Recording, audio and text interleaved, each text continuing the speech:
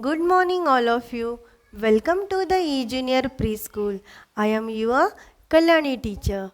Today we are going to draw a cloud and cloud drops.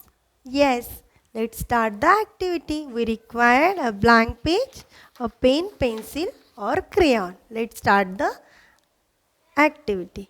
This is our blank page. Here we can draw a cloud by using curves.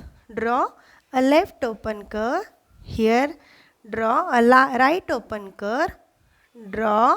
Join these two curves by downward open curve.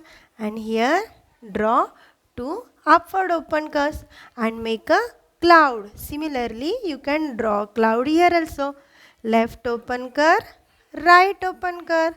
Join these two curves by downward open curve, and here draw two upward open curve, and our cloud is ready. And we can draw a dots of standing line to show the rain.